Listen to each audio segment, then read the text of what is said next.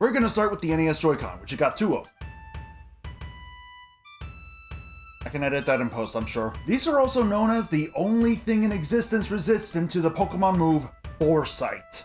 As I refer to it as such, these are more so a variation of the Joy-Cons, hence the rail to lock it onto the Switch. It's also the only way to charge it unless you got a separate Joy-Con charger, which, if you plan to use them on the Switch too, for certain Switch 1 games that require them, like WarioWare Move It and Ring Fit Adventure, you're gonna need this. It honestly feels pretty authentic, but I feel like the D-pad was never this mushy. It causes me a ton of issues when playing Zelda 1, most of which involve going left or right because my thumb, while pressing up, happened to very gently move to the left or right and cause me issues while trying to attack this boss. I did this so many times for a couple of these controllers that I discovered it goes down in 6 hits. There are also shoulder buttons of sorts in L and R, which are the buttons for when you use a singular Joy-Con horizontally. This was before I realized it actually is L and R, not SL and SR, so sorry about that. Which are thus used to open up the menu that has save stating and that you hold down to rewind when you feel it's needed. If I'm being honest though, it's a bit boring to look at these just with their respective Nintendo Switch Online apps for Nintendo Classics. Let's play Smash Brothers with them! Honestly, I had to do a second recording with the NES Joy-Con. However, the raw reaction to playing Smash Brothers with it in the first one is so good that I can't just not show it. And I don't want to talk over it either. Just watch and enjoy. Oh no. Oh no. I can't move. I can't move. I can't move. I can only taunt. Oh my god. Well, there I go. I can't even turn around. Oh, there I go. Thank you. There's nothing I can do. I can't even get that Maxim Tomato before he does. This is... well... hey, I actually got a win. Cool. I don't think I earned it, though. Help. Help. Oh, oh my... is he nudging me across? No, okay, for a moment I thought this level 1 CPU knew what it was doing. Well, that was a fun yet interesting ride, but now I'm going to use this on one of my new favorite games of all time to shoehorn it into this video because it clearly deserves so much more love than it currently gets, and that being Pipistrello and the Cursed Yellow, or... I did it. I can't believe I botched that. Pipistrello and the Cursed Yo-Yo, or as I like to call it, Pipistroni and the Macaroni. So unsurprisingly, I can't do much. In terms of using the yo-yo, all I can do is jump, wall ride, walk the dog, and launch the yo-yo for the UFO maneuver, but I can't use the string to latch onto it and launch myself. And I'm sure I can make the others work with it. So yeah, some complaints here and there, but overall I think it's a pretty good controller, all things considered. I mean, the build quality is pretty good as well. And then they adhered to all the criticism and rectified everything with the Super Nintendo controller. This time, it's not a Joy-Con and thus doesn't charge on the Switch. Instead, it uses USB-C, which is so much better. The D-pad is also a lot more stiff and helped me realize that I'm the problem in relation to the D-pad. For the most part. Yeah, turns out when it comes to games like Legend of Zelda, I don't lift my thumb because I'm too used to diagonal movements in games such as A Link to the Past. Mind you, I still have issues with, say, climbing ladders in American Super Mario Bros. 2, so I think it's an issue on both ends. My end for failing to lift my thumb properly when needed, and their end for how they made the D-pad. There are also ZL and ZR buttons for the aforementioned save stating and rewinding and such, which comes as no surprise at this point. Let's play Breath of the Wild with it. You know, this isn't really a surprise, but I can't move as the game uses the control stick to move. I'm stuck in one place as a result. Now well. I then tried Sea of Stars since it's a game based heavily on Super Nintendo RPGs such as Chrono Trigger, and I think this is the perfect controller for it. Every button available on it works perfectly for it, and I checked the controls to make sure for that. This also feels weirdly right, even though, personally speaking, I didn't own a Super Nintendo, and no joke, I didn't fully realize it was a thing until 2008. I don't know how either. Yes, but what if we tried Pipistrello and the Old Yeller? Go figure, this works too. Again, all of the appropriate buttons are on the controller. I'd say this is a good controller to use for it, if not for the fact that I can't zoom out to the view of, as the game calls it, a 3D console by clicking the right stick of a controller. Oh, hang on, I just noticed there's some wear and tear on it from how often I played this game. Dude, that's freaking awesome! More games should do that. Mind you, while all sorts of criticisms were addressed, there was still no home button or even a capture button on these controllers, just showing further that they were meant for the apps they were supposed to be on. So if you were using this on any other game, you couldn't back out of the game without using a Pro Controller or a right Joy-Con, you know, that sort of thing. Meet the N64 controller that rectified exactly that. Oh, it's not. I thought it was going to accidentally turn on, but apparently not. Now we got dedicated home and capture buttons with a ZR button that acts as how the minus button does on the typical Switch controller in regards to, again, the save state menu and rewinding, though the latter is only on Switch too. I will admit though, the most I really played on the N64 growing up, if I'm not mistaken, I might be remembering this wrong, was with WWF No Mercy when I played alongside my cousin who'd make all sorts of calls, created wrestlers mind you, of wrestlers on it, so I didn't hold it in the way I had to with, say, Sin and Punishment here, which thus felt a bit weird to me. I got used to it. I think this ended up being their best one yet, as it feels nice to hold despite the design, as well as the memes regarding said design, and the control stick snaps right back to where it was, which just feels right. They even got the little corner things for the control stick to match exactly how it was back in the day. You know, when you were playing Mario Party and you were using your palm when you shouldn't have to spin the thing, it's like the clicking noise with how it hits the corners like that. You know what I'm talking about, right? Hope so. It just sucks that I don't think I can use this with WWF No Mercy in terms of emulation anyway, because 1, I don't know if this controller is compatible with PC, let alone most emulators, and 2, licensing fees to remaster or port it would be a goddamn nightmare. So, Smash Brothers. Again, I forgot to make up on the control stick be jump, because I usually use a button for jump in this case, but go figure, it works perfectly otherwise, as the C buttons act as the right control stick, in this case with smash attacks. That rules, man, that freaking rules! I also won the bout despite being unable to jump.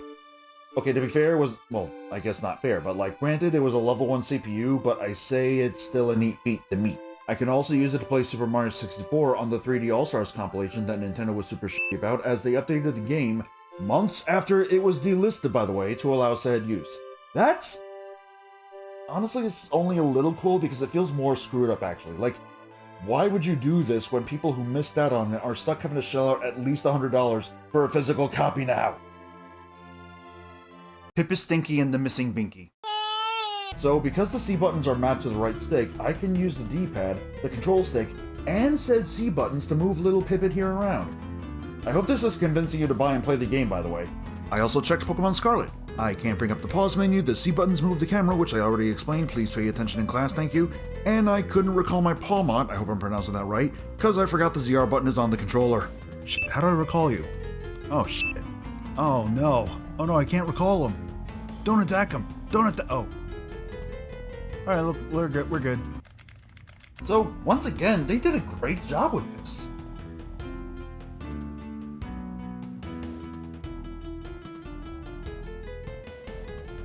Sega.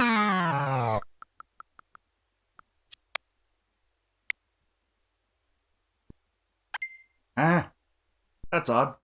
Pretty sure I turned on this controller. No, it is on, so I did. For fuck's sake, Nintendo. Yes, they were willing to pay licensing fees for the Sega Genesis games. They were willing to pay them for the new games added to it. Well, new in terms of newly on the service.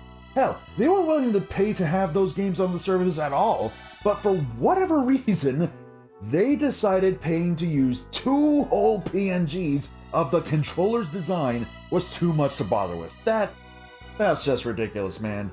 But in terms of the quality of the controller itself, though, they did a fantastic job. In fact, it's almost perfectly in line with the controller with the Sega Genesis Mini. Dead serious, I can say that because I own the Sega Genesis Mini. They also added a mode button, which I checked was originally a thing on the 6-button controller. I don't remember what it was used for, but whatever, as the means to bring up the save setting menu and to rewind, which I think is better than putting a ZL or ZR button on it, because it helps it feel authentically Sega. But they did have to put a capture button and a home button on it though, can't really avoid that. How the hell did they spare no expense when making the controller but were still too cheap to pay for a couple goddamn JPEGs? Oh, and Nintendo also won't pay Sega to show the Genesis games in the NSO app on the Switch or the Switch 2. It was already bad enough that Nintendo changed it so that you can no longer see when the game came out in said app. Really liked seeing that Mario Golf came out the month I turned 10. Well, given the D-pad can be pushed in 8 directions, now I want to see how it'll work on the NES NSO app. It doesn't. Yeah, the mode button won't work for bringing up the menu, probably because either A, it's one button, or B, it's not ZL or ZR, or regular L or regular R. I also tried it with Battle Network 3. I don't recommend it. I can't jack in. Ma, help, I can't jack in. Also, I'm sorry I asked you about that. Pippistoli and the Big Stromboli. So, here's an interesting thing I discovered, at least with this game anyway. The C button acts as one of the shoulder or trigger buttons. Which one?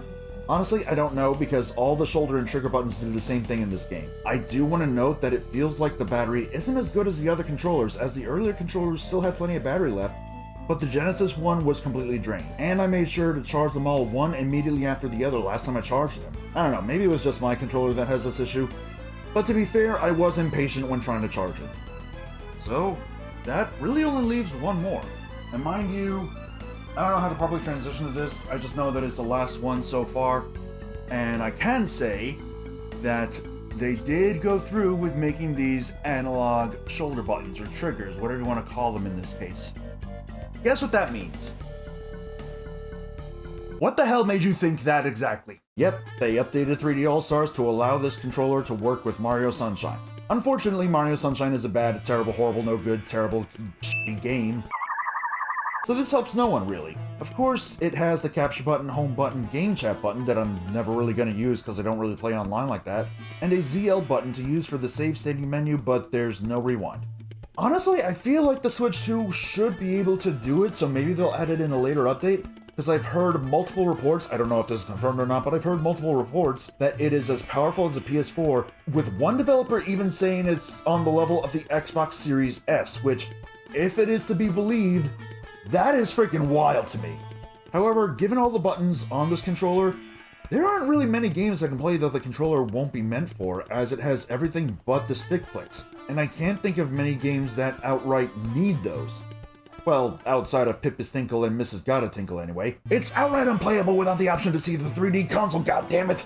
So I'm recording this after everything was already recorded, and you can tell it's gonna be a while between that and this upload, or even this recording of me doing this, but turns out, looking back on it, there were some things I ended up missing. For starters, I already mentioned that I forgot about the ZR button on the N64 controller.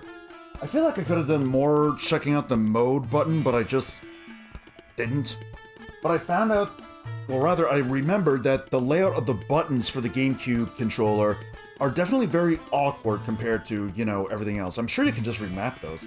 But then I was watching this video from Good Vibes Gaming about this having gyro, and I forgot about the ZL button that'll likely make things a lot more complicated because of how tiny it is. Never really thought about that, actually. Well, this is just me saying, sorry I didn't do enough with it. I didn't think outside the box with this thing because of how many buttons are like the typical buttons on it, at least without the minus button, which I forgot about, and no stick clicking. Still unplayable is, Pipistretsky and the Wayne Gretzky. So, to answer the question I posed earlier, are these controllers really worth it? I don't think I can say. Like, I'm super biased to this sort of thing as an autistic man who grew up finding solace in video games due to a number of things that went on in his life growing up. Okay, I can't really leave it at that. In my personal opinion, and trying to be unbiased,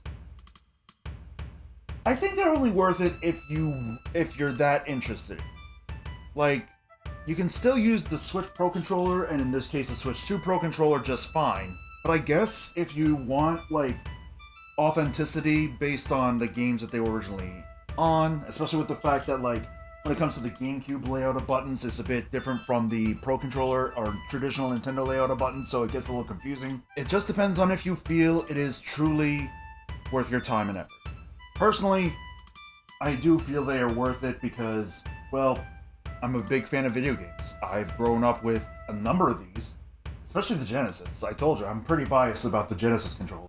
I will say this though, for whatever reason, they didn't make any sort of Game Boy or Game Boy Advance-like controller for those specific apps. In fact, they didn't even make any sort of special themed Joy-Cons based on the Game Boy design or even the Game Boy Advance design. I mean, granted, that wouldn't have aged well like the NES Joy-Cons because they would only be compatible with the Switch 1 in terms of charging, but again, you can just use a Switch Joy-Con charger like this one. However, I did neglect to mention something that I'm going to rectify right now. So when you open an NSO app with the appropriate controller, some sound design changes and visual changes happen.